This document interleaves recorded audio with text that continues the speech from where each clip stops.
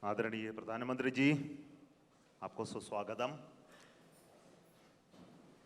On 23rd of this month, August, we made history by landing on the moon. Chandrayaan-3 landed softly on the moon. We were very fortunate to have our Honorable Prime Minister, though away, he joined us live to greet us, to congratulate us, to be with us. And thank you so much for your presence during such a historic day.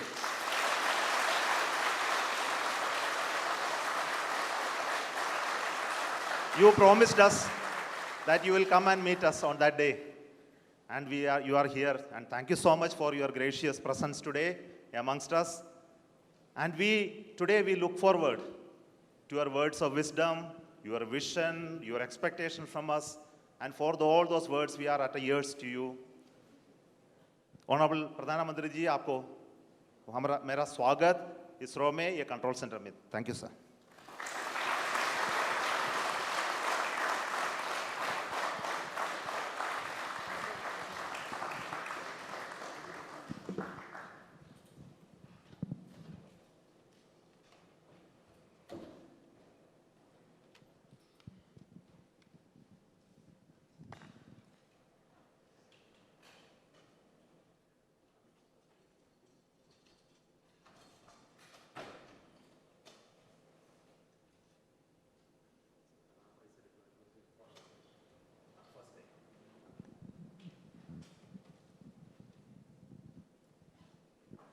So we are seeing the ramp being deployed now.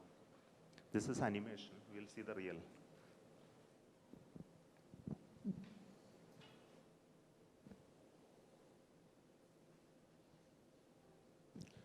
Next solar panel of the ramp of the rover Pragyan opens. Then it establishes communication with the lander.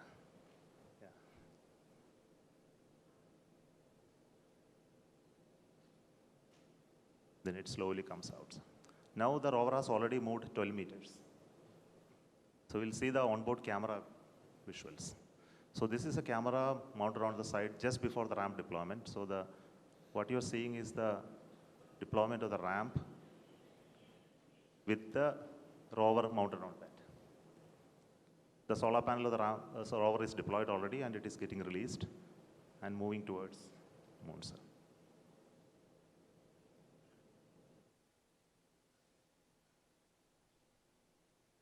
So these images take a lot of time to come to Earth because data rate and processing.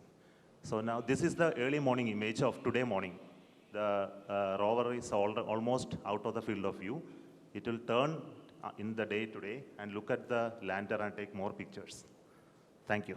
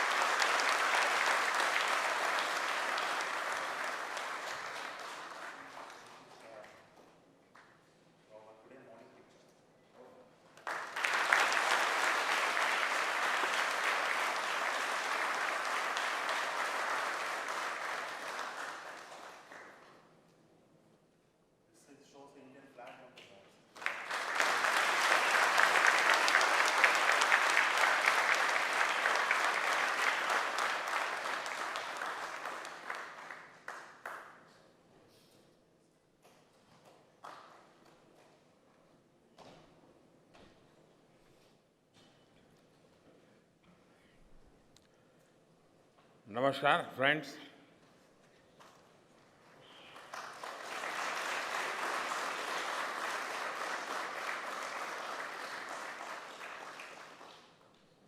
आप सभी के बीच आकर आज एक अलग ही खुशी महसूस कर रहा हूं। शायद ऐसी खुशी बहुत रेयर ओकेजन होते हैं जब तन मन खुशियों से भर गया हो। और व्यक्ति के जीवन में कई बार ऐसी घटनाएं घटती हैं कि वो बेसब्री हावी हो जाती है। इस बार मेरे साथ भी ऐसा ही हुआ है। इतनी बेसब्री,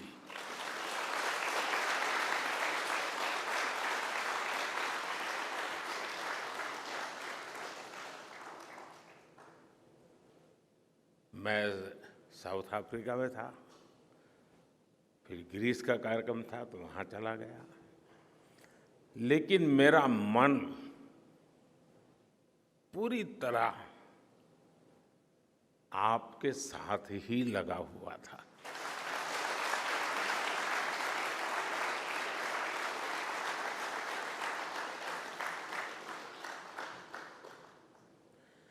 लेकिन कभी कभी लगता है कि मैं आप लोगों के साथ अन्याय कर देता हूं। बेसब्री मेरी और मुसीबत आपकी। इतनी सवेरे सवेरे आप सभी को और इतना और टाइम, लेकिन बस मन कर रहा था जाऊं आपको नमन करूं। आपको दिक्कत हुई होगी, लेकिन मैं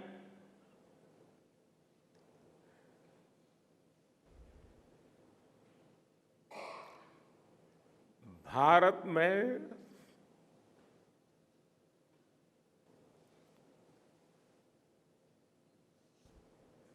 आते ही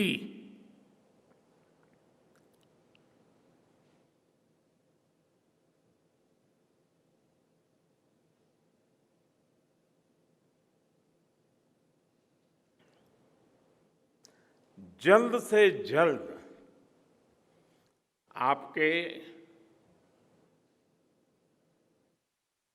दर्शन करना चाहता था।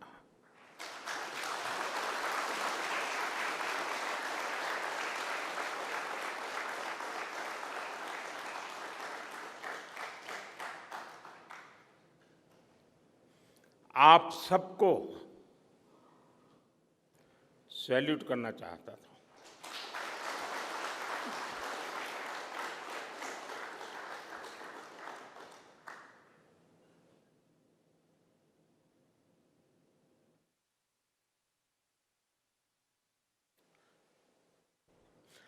सैल्यूट आपके परिश्रम को,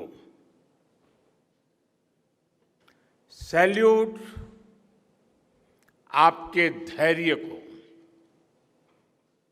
सैल्यूट आपकी लगन को, सैल्यूट आपकी जीवटता को, सैल्यूट आपके जज्बे को। आप देश को जिस ऊंचाई पर लेकर गए हैं, ये कोई साधारण सफलता नहीं है।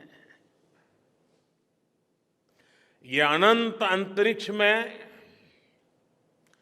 भारत के वैज्ञानिक सामर्थ्य का शंखनाद है।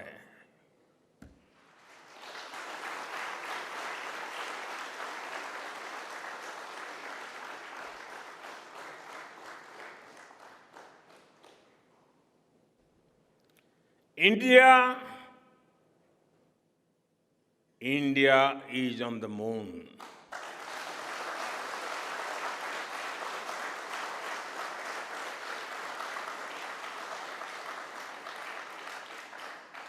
We have our national pride placed on the moon.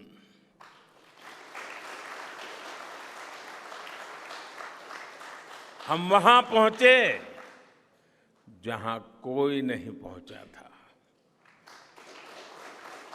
हमने वो किया जो पहले कभी किसी ने नहीं किया था।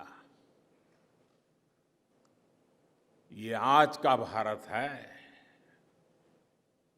निर्भीक भारत, जुझारू भारत।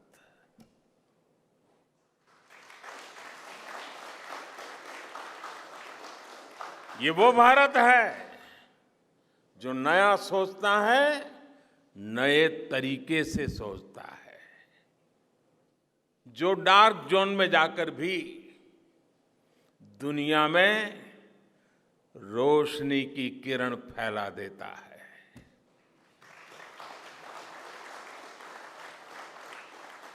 21वीं सदी में यही भारत दुनिया की बड़ी बड़ी समस्याओं का समाधान करेगा। मेरी आंखों के सामने 23 अगस्त का वो दिन, वो एक एक सेकंड बार बार घूम रहा है। जब टचडाउन कंफर्म हुआ तो जिस तरह यहां इसरो सेंटर में पूरे देश में लोग उछल पड़े, वो दृश्य कौन भूल सकता है। कुछ स्मृतियां अमर हो जाती है। वो पल अमर हो गया। वो पल इस सदी के सबसे प्रेरणादायी क्षणों में से एक है। हर भारतीय को लग रहा था कि विजय उसकी अपनी है। खुद महसूस करता था। हर भारतीय को लग रहा था कि जैसे वो खुद एक बड़े एग्जाम में पास हो गया है। आज भी बधाइयां दी जा रही है, संदेश दिए जा रहे हैं, और ये सब मुमकिन बनाया है आप सबने, आपने।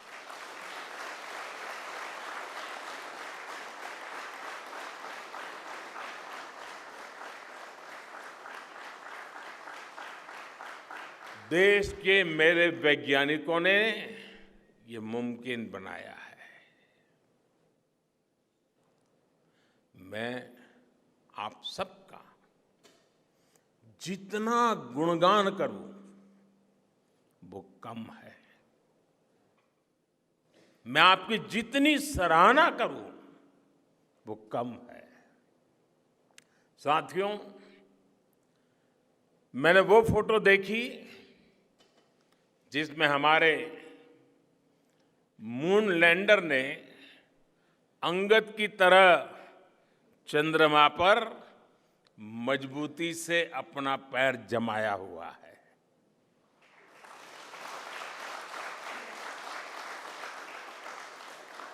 एक तरफ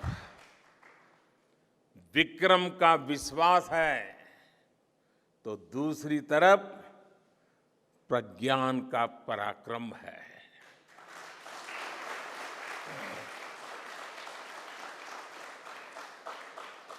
हमारा प्रज्ञान लगातार चंद्रमा पर अपने पद चिन्ह छोड़ रहा है। अलग अलग कैमरों से ली गई जो तस्वीरें अभी रिलीज हुई और मुझे देखने का सौभाग्य मिला, वो अद्भुत है।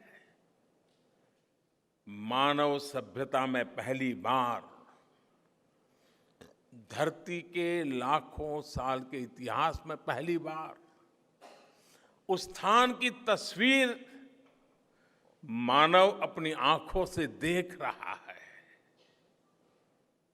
और ये तस्वीर दुनिया को दिखाने का काम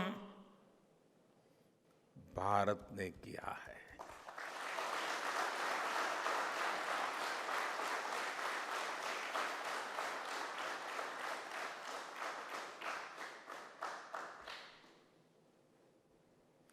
आप सभी वैज्ञानिकों ने किया है।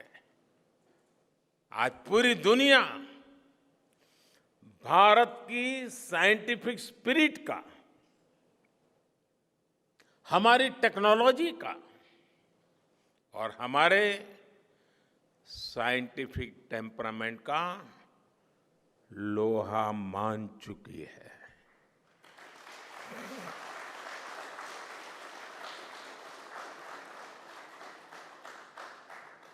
चंद्रयान महाअभियान सिर्फ भारत की नहीं बल्कि पूरी मानवता की सफलता है।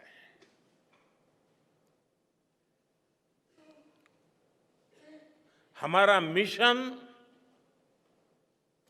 जिस क्षेत्र को एक्सप्लोर करेगा उससे सभी देशों के लिए मून मिशंस के नए रास्ते खुलेंगे। ये चांद के रहस्य को तो खोलेगा ही, साथ ही धरती की चुनौतियों के समाधान में भी मदद करेगा। आपकी इस सफलता के लिए मैं एक बार फिर सभी वैज्ञानिकों को, टेक्नीशियंस, इंजीनियर्स और चंद्रयान महाअभियान से जुड़े सभी सदस्यों को बधाई देता हूं।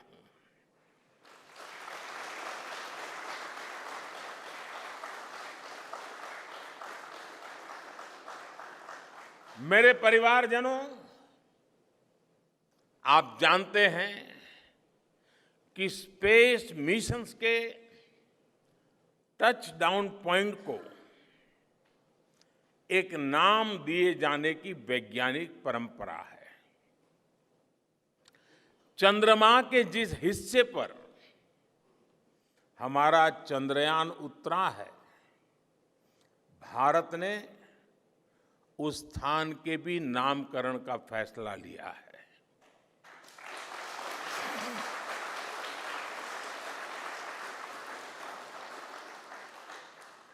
जिस स्थान पर चंद्रयान 3 का मून लैंडर उतरा है, अब उस पॉइंट को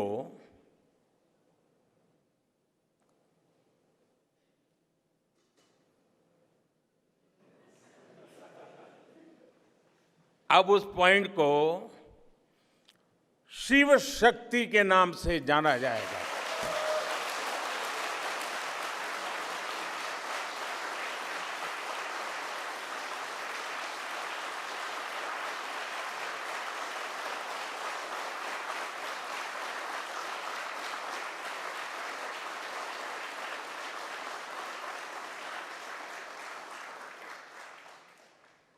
शिव में मानवता के कल्याण का संकल्प समाहित है और शक्ति से हमें उन संकल्पों को पूरा करने का सामर्थ्य मिलता है। चंद्रमा का शिव शक्ति पॉइंट हिमालय से कन्याकुमारी से जुड़े होने का बोध कराता है।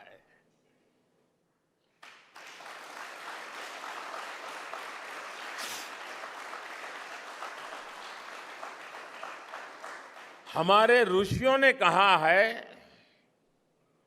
येन कर्माण्य पशो मनीषिणो यज्ञे कुण्वन्ति वित्तेषु धीरः यत्पूर्व यक्ष्मन्तः प्रजानां तन्मे मनः शिव संकल्पमस्तु। अर्थात जिस मन से हम कर्तव्य कर्म करते हैं, विचार और विज्ञान को गति देते हैं, और जो सबके भीतर मौजूद है, वो मन शुभ और कल्याणकारी संकल्पों से जुड़े।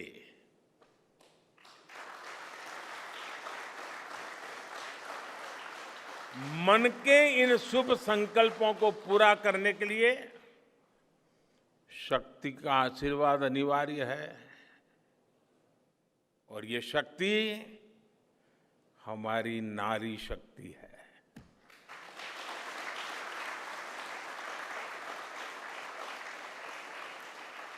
हमारी माताएं बहनें हैं। हमारे यहां कहा गया है, सृष्टि स्थिति विनाशानां शक्ति भूते सनातनी।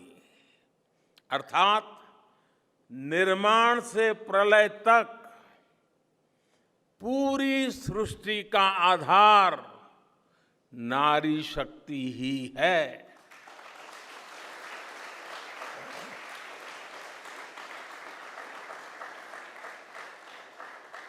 आप सबने देखा है, चंद्रयान 3 में देश ने, हमारी महिला वैज्ञानिकों ने, देश की नारी शक्ति ने कितनी बड़ी भूमिका निभाई है। चंद्रमा का शिव शक्ति पॉइंट सदियों तक भारत के इस वैज्ञानिक और दार्शनिक चिंतन का साक्षी बनेगा।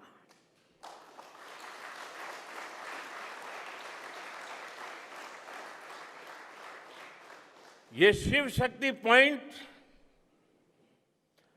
आने वाली पीढ़ियों को प्रेरणा देगा कि हमें विज्ञान का उपयोग मानवता के कल्याण के लिए ही करना है। मानवता का कल्याण, यही हमारा सुप्रीम कमिटमेंट है। साथियों,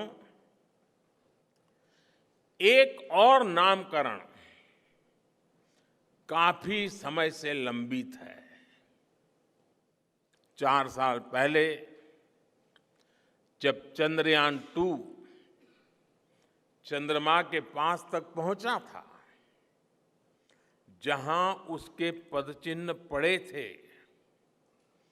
तब ये प्रस्ताव था कि उस स्थान का नाम तय किया जाए। लेकिन उन परिस्थितियों में निर्णय लेने के स्थान पर हमने प्रण लिया कि जब चंद्रयान 3 सफलतापूर्वक चांद पर पहुंचेगा, तब हम दोनों पॉइंट का नाम एक साथ रखेंगे।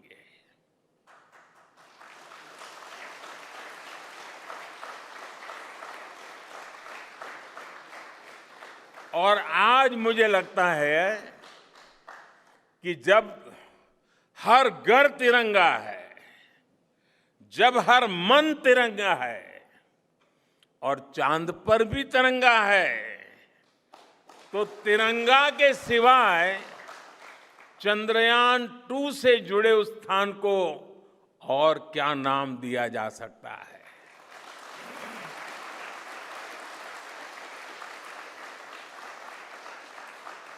इसलिए चंद्रमा के जिस स्थान पर चंद्रयान 2 ने अपने पदचिन्ह छोड़े हैं, वो पॉइंट अब तिरंगा कहलाएगा।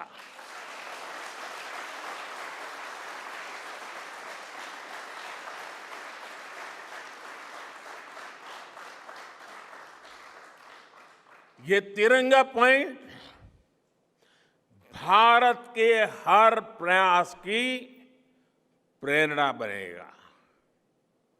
ये तिरंगा पॉइंट हमें सीख देगा कि कोई भी विफलता आखिरी नहीं होती। अगर दृढ़ इच्छा शक्ति हो तो सफलता मिलकर के ही रहती है। यानी मैं फिर दोहरा रहा हूं, चंद्रयान 2 के पद चिन्ह जहां है, वो स्थान आज से तिरंगा पॉइंट कहलाएगा। और जहां पर चंद्रयान 3 का मून लैंडर पहुंचा है, वो स्थान आज से शिव शक्ति पॉइंट कहलाएगा।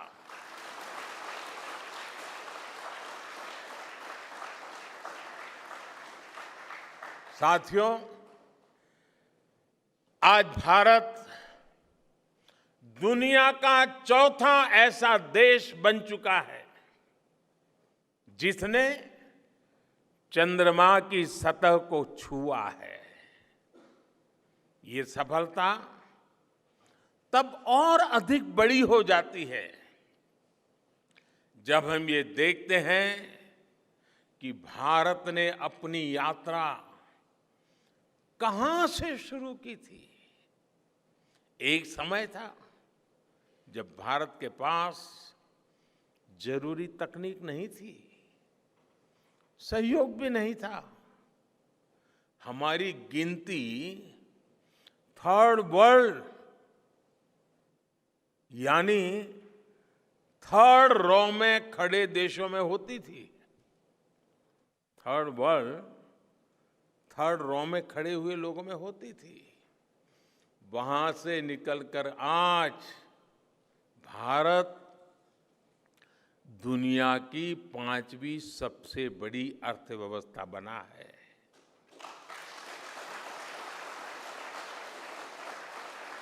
आज ट्रेड से लेकर टेक्नोलॉजी तक भारत की गिनती पहली पंक्ति यानी फर्स्ट रो में खड़े देशों में हो रही है। यानी थर्ड रो से फर्स्ट रो तक इस यात्रा में इसरो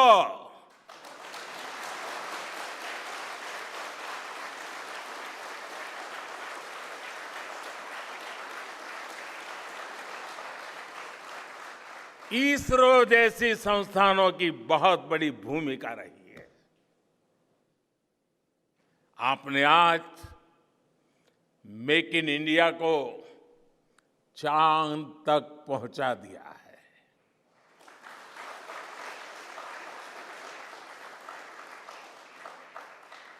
मेरे परिवारजनों, मैं आज आपके बीच आकर विशेष तौर पर देशवासियों को आपकी मेहनत के बारे में बताना चाहता हूं। जो मैं बातें बता रहा हूं वो आपके लिए नई नहीं है, लेकिन आपने जो किया है, जो साधना की है, वो देशवासियों को भी पता होना चाहिए। भारत के दक्षिण हिस्से से चंद्रमा के दक्षिणी ध्रुव तक चंद्रयान की ये यात्रा आसान नहीं थी। मून लैंडर की सॉफ्ट लैंडिंग सुनिश्चित करने के लिए हमारे वैज्ञानिकों ने इसरो की रिसर्च फैसिलिटी में आर्टिफिशियल मून तक बना डाला। इस आर्टिफिशियल मून पर विक्रम लैंडर को अलग अलग तरीके से सरफेस पर उतारकर उसका टेस्ट किया गया था। अब इतने सारे एग्जाम देकर हमारा मून लैंडर वहां गया है तो उसे सक्सेस मिलनी ही मिलनी थी।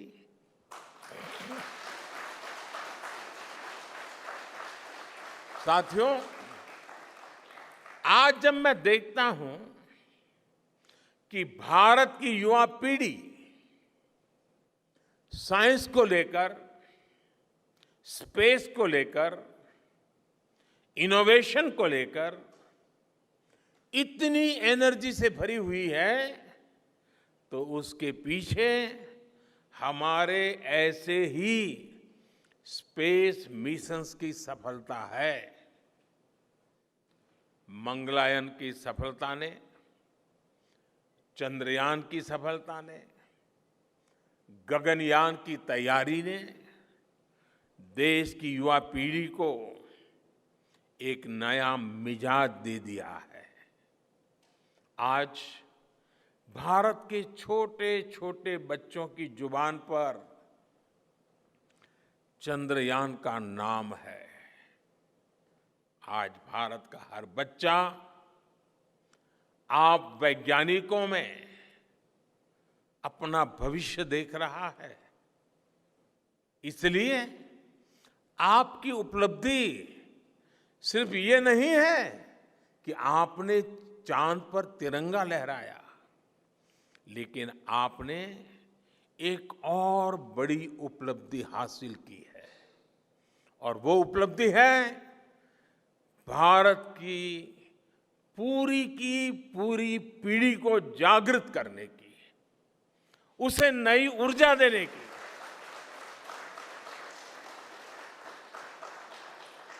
आपने एक पूरी पीढ़ी पर अपनी इस सफलता की गहरी छाप छोड़ी है। आज से कोई भी बच्चा रात में जब चंद्रमा को देखेगा तो उसको विश्वास होगा कि जिस हौसले से मेरा देश चांद पर पहुंचा है, वही हौसला, वही जज्बा उस बच्चे के भीतर भी है, उस युवा के भीतर भी है। आज आपने भारत के बच्चों में आकांक्षाओं के जो बीज बोए हैं, कल वो वट वृक्ष बनेंगे और विकसित भारत की नींव बनेंगे।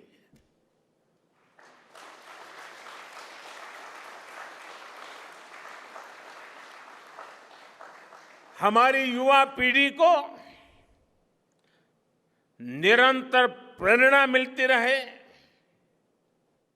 इसके लिए एक और निर्णय लिया गया है।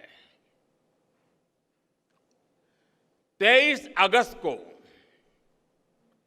जब भारत ने चंद्रमा पर तिरंगा फहराया, उस दिन को अब हिंदुस्तान नेशनल स्पेस डे के रूप में मनाया जाएगा।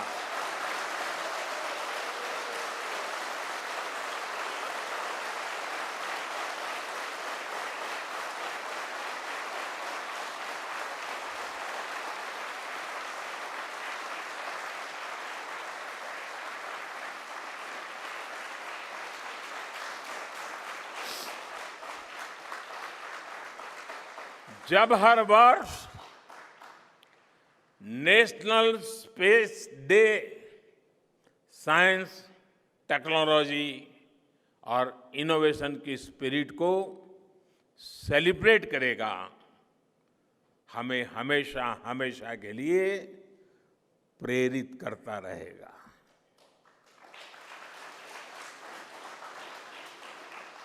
मेरे परिवारजनों, आप भी जानते हैं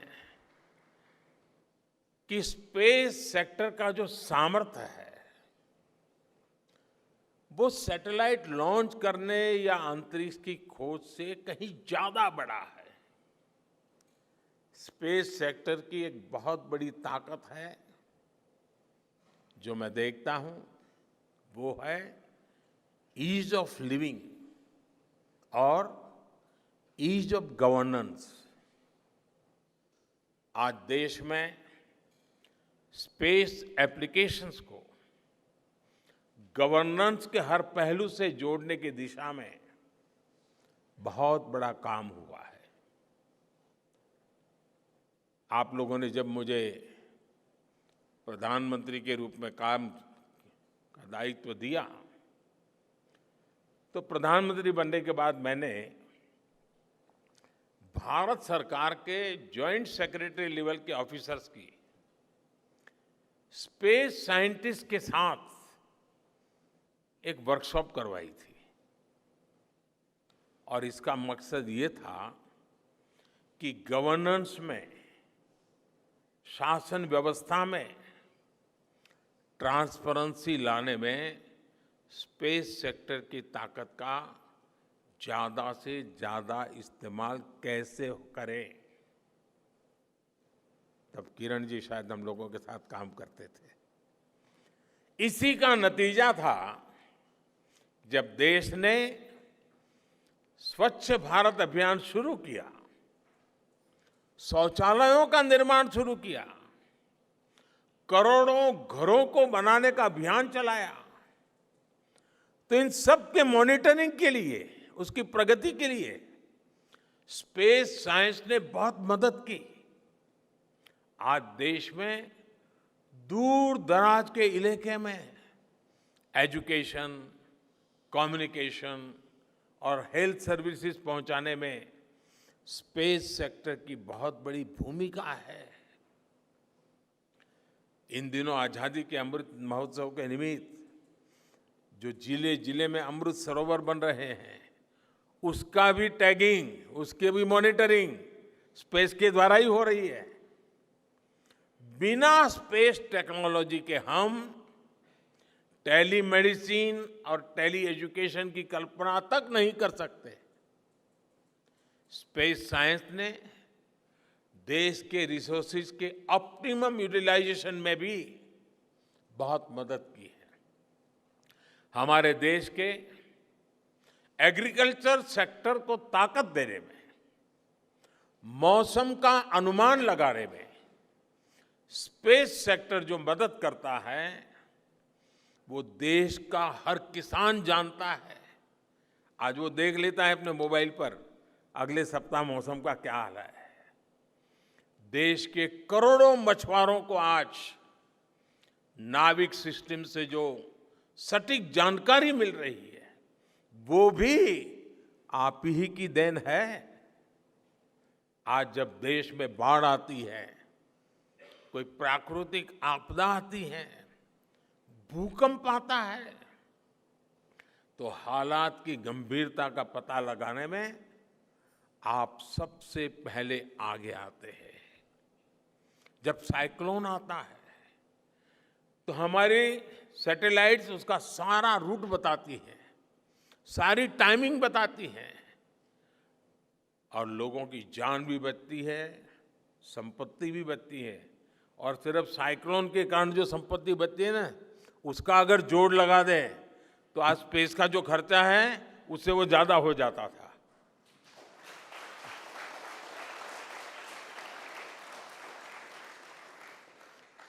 हमारे पीएम गति शक्ति नेशनल मास्टर प्लान का आधार भी स्पेस टेक्नोलॉजी ही है।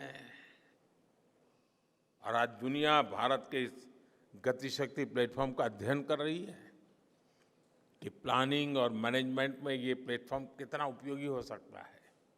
इससे प्रोजेक्ट्स की प्लानिंग, एजुकेशन और मॉनिटरिंग में काफी मदद मिल रही है। समय के साथ बढ़ता हुआ स्पेस एप्लीकेशन का ये दायरा हमारे युवाओं के लिए अपॉर्चुनिटीज भी बढ़ा रहा है, अवसर बढ़ा रहा है। और इसलिए आज मैं एक सुझाव भी देना चाहता हूं और मैं चाहूंगा कि आपके यहां से जो रिटायर्ड लोग हैं वे इसमें काफी मदद कर सकते हैं। अब ये मत बोलिएगा कि इतनी सुबह सुबह मोदी जी यहां आए और कुछ काम भी दे करके जा रहे हैं। साथियों, मैं चाहूंगा कि इसरो केंद्र सरकार के विभिन्न मंत्रालय और राज्य सरकारें मिलकर गवर्नेंस में स्पेस टेक्नोलॉजी पर एक नेशनल हैकाथॉन का आयोजन करें। इस हैकाथॉन में ज्यादा से ज्यादा युवा, ज्यादा से ज्यादा यूनिवर्सिटी, ज्यादा से ज्यादा नौजवान वो शामिल हो, जुड़े। मुझे विश्वास है ये नेशनल हैकाथॉन हमारी गवर्नेंस को और प्रभावी बनाएगा, देशवासियों को मॉडर्न सॉल्यूशंस देगा। और साथियों, आपके अलावा मैं अपनी युवा पीढ़ी को एक और टास्क अलग से देना चाहता हूं। और होमवर्क के दिए बिना बच्चों को काम करने का मजा नहीं आता है। आप सब जानते हैं कि भारत वो देश है जिसने हजारों वर्ष पूर्व ही धरती के बाहर अनंत अंतरिक्ष में देखना शुरू कर दिया था। हमारे यहां सदियों पहले अनुसंधान परंपरा के आर्यभट्ट, ब्रह्मगुप्त, वराहमिहिर और भास्कराचार्य जैसे ऋषि मनीषी हुए थे। जब धरती के आकार को लेकर भ्रम था, तब आर्यभट्ट ने अपने महान ग्रंथ आर्यभट्टीय में धरती के गोलाकार होने के बारे में विस्तार से लिखा था। उन्होंने एक्सिस पर पृथ्वी की रोटेशन और उसकी परिधि की गणना भी लिख दी थी। इसी तरह सूर्य सिद्धांत जैसे ग्रंथों में भी कहा गया है, सर्वत्रैव महिगोले, सर्वत्रैव महिगोले स्वस्थानम उपरि स्थितम मन्यन्ते खेयतो गोलस तस्य क्व ऊर्ध्वं क्व वादः।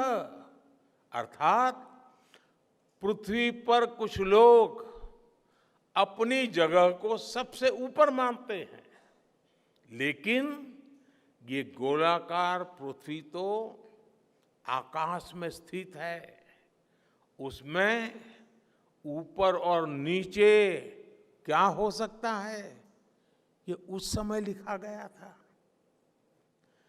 ये तो मैंने ये सिर्फ एक श्लोक बताया है। ऐसी अनगिनत रचनाएं हमारे पूर्वजों ने लिखी हुई है। सूर्य, चंद्रमा और पृथ्वी के एक दूसरे के बीच में आने से ग्रहण की जानकारी हमारे कितने ही ग्रंथों में लिखी हुई पाई जाती है। पृथ्वी के अलावा अन्य ग्रहों के आकार की गणनाएं, उनके मूवमेंट से जुड़ी जानकारी भी हमारे प्राचीन ग्रंथों में मिलती है। हमने ग्रहों और उपग्रहों की गति को लेकर इतना सूक्ष्म गणनाएं करने की वो काबिलियत हासिल की थी कि हमारे यहां सैकड़ों वर्ष आगे के पंचांग यानी कैलेंडर्स बनाए जाते थे। इसलिए मैं इससे जुड़ा एक टास्क अपनी नई पीढ़ी को देना चाहता हूं, स्कूल कॉलेज के बच्चों को देना चाहता हूं। मैं चाहता हूं कि भारत के शास्त्रों में जो खगोलीय सूत्र है, उन्हें साइंटिफिकली प्रूव करने के लिए नए सिरे से उनके अध्ययन के लिए नई पीढ़ी आगे आए। ये हमारी विरासत के लिए भी जरूरी है और विज्ञान के लिए भी जरूरी है। आज जो स्कूल के, कॉलेज के, यूनिवर्सिटी के स्टूडेंट्स हैं, रिसर्चर्स हैं, उन पर एक तरह से ये दोहरा दायित्व है। भारत के पास विज्ञान के ज्ञान का जो खजाना है, वो गुलामी के लंबे कालखंड में दब गया है, छिप गया है। आजादी के इस अमृत काल में हमें इस खजाने को भी खंगालना है, उस पर रिसर्च करनी है और दुनिया को भी बताना है। दूसरा दायित्व ये कि हमारी युवा पीढ़ी को आज के आधुनिक विज्ञान, आधुनिक टेक्नोलॉजी को नए आयाम देने हैं। समंदर की गहराइयों से लेकर आसमान की ऊंचाई तक, आसमान की ऊंचाई से लेकर अंतरिक्ष की गहराई तक आपके लिए करने के लिए बहुत कुछ है। आप डीप अर्थ को भी देखिए और साथ ही डीप सी को भी एक्सप्लोर करिए। आप नेक्स्ट जनरेशन कंप्यूटर बनाइए और साथ ही जेनेटिक इंजीनियरिंग में भी अपना सिक्का जमाइए। भारत में आपके लिए नई संभावनाओं के द्वार लगातार खुल रहे हैं। 21वीं सदी के इस कालखंड में जो देश साइंस और टेक्नोलॉजी में बढ़त बना ले जाएगा, वो देश सबसे आगे बढ़ जाएगा। साथियों, आज बड़े बड़े एक्सपर्ट्स कह रहे हैं कि अगले कुछ वर्षों में भारत की स्पेस इंडस्ट्री $8 बिलियन से बढ़कर $16 बिलियन की हो जाएगी। सरकार भी इस बात की गंभीरता को समझते हुए स्पेस सेक्टर में लगातार रिफॉर्म कर रही है। हमारे युवा भी कमर कसकर तैयार है।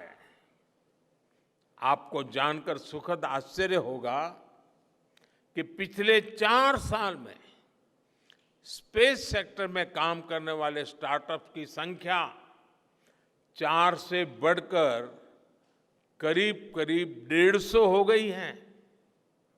हम कल्पना कर सकते हैं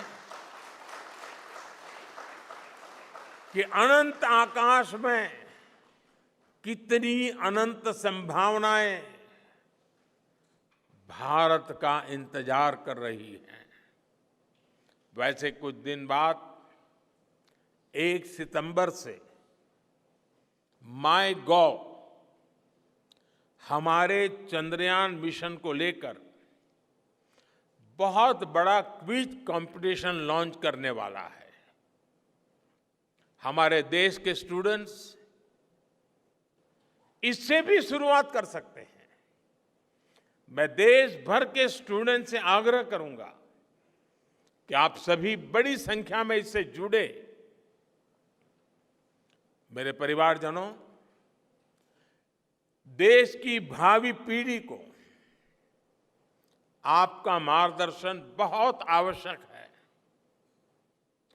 आप जो इतने सारे इंपॉर्टेंट मिशंस पर काम कर रहे हैं, वो आने वाली पीढ़ी ही आगे ले जाने वाली है। आप उन सभी के रोल मॉडल हैं। आपकी रिसर्च और आपकी वर्षों की तपस्या, मेहनत ने साबित किया है कि आप जो ठान लेते हैं वो आप करके दिखाते हैं। देश के लोगों का विश्वास आप पर है और विश्वास कमाना छोटी बात नहीं होती है दोस्तों। आपने अपनी तपस्या से विश्वास कमाया है।